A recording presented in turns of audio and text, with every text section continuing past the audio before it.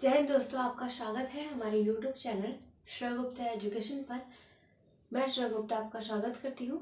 आज हम पढ़ेंगे एक कोशिकीय जीव एवं बहुकोशिकीय जीव। हम कोशिका के बारे में अध्ययन करते आ रहे हैं। हमने और वीडियो में कोशिका के बारे में पढ़ा है। आज हम एक कोशिकीय जीव एवं बहुकोशिकीय जीव क्या होते हैं वो पढ़ेंगे। एक कोशिकीय जीव, हम जानते हैं कि कोशिका बहुत छोटी होती है। कोशिका को अपनी आंखों से देख पाना बहुत मुश्किल है। हम अपनी आंखों से नहीं देख सकते कोशिका को। कोशिका बहुत छोटी होती है। जब कोशिका इतनी छोटी होती है तो कोशिका में वो सारी जैविक क्रियाएं, वो सारी क्रियाएं होती हैं जो हम सभी के अंदर होती है। जैसे भोजन का अंदर ग्रहण, गैस विनिमय, भोजन का उत्सर्जन, जो अपशिष्ट पदार्थ होती है उनका उत्सर्जन इत्यादि जो क्रियाएं होती हैं वो एक कोशिका के जीव में होती हैं। हम देखते हैं कि एक कोशिकीय जीव में क्या क्या होती है। एक कोशिकीय जीव किसे कहते हैं? एक कोशिकीय जीव वह कोशिका जिनका जो अपनी सारी क्रियाएं एक कोशिका में ही करते हैं, वो एक कोशिकीय जीव कहलाती है। आइए हम देखते हैं एक कोशिकीय जीव। विकास की दृष्टि में जीवधारियों के एक कोशिकीय संगठन का ज्ञान होना अत्यंत आवश्यक है। विकास की दृष्टि में यानी कि जो ये समय विकास चल रहा है, इस समय में जीवधारियों के एक कोशिकीय संगठन का, जीवधारियों के एक कोशिकीय संगठन का, जो एक कोशिकीय जीवधारी होते हैं उनकी जो क्रियाएं होती हैं उनका ज्ञान होना हमें अत्यंत आवश्यक है, बहुत महत्वपूर्ण है। उनका ज्ञान होना चाहिए। केवल एक कोशिका से बने जीव एक कोशिकी कहलाते हैं। जो एक कोशिकीय जीव होते हैं वो उनको क्या कहते हैं? तो वो कोशिका जो सिर्फ एक कोशिकी होती है, एक कोशिकीय जीव किसे कहते हैं? वो जीव जो एक कोशिका से बने होते हैं उन्हें एक कोशिकीय जीव कहते हैं। जो एक कोशिका, सिर्फ एक कोशिका से, एक कोशिका ही होती है, उसी को एक कोशिकीय जीव कहते हैं। देखते हैं किन्हें कहते हैं, उनका नाम क्या है।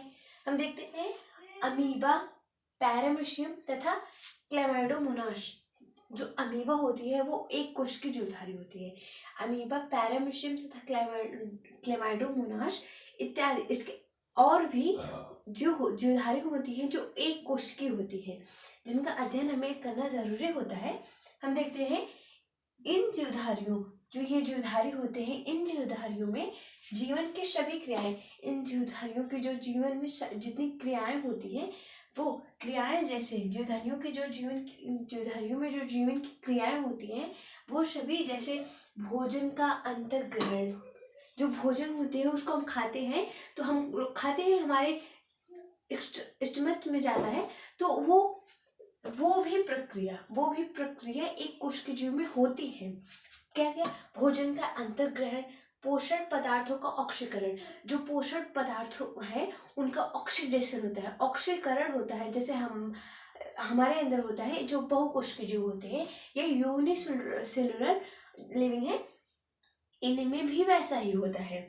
पोषण पदार्थों का ऑक्सीकरण, गैस विनिमय, अपशिष्ट पदार्थों का उत्सर्जन, जो अपशिष्ट पदार्थ होते हैं, जो भोजन हम ग्रहण किए हैं उनका जो अपशिष्ट पदार्थ होता है उनका उत्सर्जन होता है। नवीन एवं जटिल पदार्थों का संश्लेषण, जो नवीन और जटिल पदार्थ हैं, कॉम्प्लेक्स है, उनका पदार्थों का संश्लेषण भी होता है। तथा जनन आदि, जो रिप्रोडक्शन होती है वो भी क्रियाएं होती है। जैसे एक सेल से 2 सेल बनना, वो भी क्रियाएं एक कोशिकीय जीव भी करते हैं। एक ही कोशिका द्वारा संपन्न होता है। ये सारी क्रियाएं जो होती हैं ये सभी इसके अलावा भी एक कोशिकीय जीव में संपन्न होती है। ये सारी क्रियाएं एक कोशिकीय जीव कहलाते हैं। हमारा अगर एग्जाम में क्वेश्चन आए कि एक कोशिकीय जीव किसे कहते हैं, बहुत बार क्वेश्चन आता है कि एक कोशिकीय जीव किसे कहते हैं तथा क्या क्या, मतलब एक कोशिकीय जीव के नाम भी पूछते हैं। तो हम बताएंगे कि विकास की दृष्टि में जीवधारियों के एक कोशिकीय संगठन का ज्ञान होना अत्यंत आवश्यक है। केवल एक कोशिका से बने जीव जीवधारी कहलाते हैं। जो एक कोशिका से बने जीव हैं वो जीवधारी कहलाते हैं। और वह सभी क्रियाएं, जो वह सभी जीवन की क्रियाएं जो एक कोशिका में ही हो उन्हें एक कोश के जीव कहते हैं, उन्हें एक कोश के जीव कहते हैं। हमने देखे क्रियाएं कौन कौन सी है, जैसे भोजन का अंतर्ग्रहण, पोषण पदार्थों का ऑक्सीकरण, गैस विनिमय तथा अवशिष्ट पदार्थों का उत्सर्जन, नवीन एवं जटिल पदार्थों का संश्लेषण तथा जनन।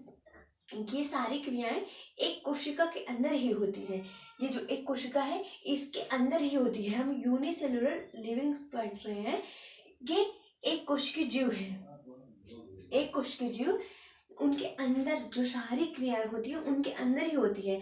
उन्हें ये सारी क्रियाएं करने के लिए कुछ अलग से नहीं करना पड़ता, या किसी अलग ऑर्गेनिज्म, किसी अलग के पास डिपेंड नहीं होना पड़ता।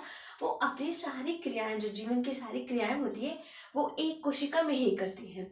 अभी हम एक कोश के जीव हमने देखा अमीबा, पैरामीशियम, अपने अमीबा, पैरामीशियम, क्लेमाइडोमोनास हमने चित्र में देखा होगा। वो ये जो होते हैं कि अपनी सभी क्रियाएं, अपनी जो जितनी इनकी क्रियाएं होती हैं वो सभी क्रियाएं एक कोशिका में ही, अपने एक कोशिका होती है उसी में ही करते हैं।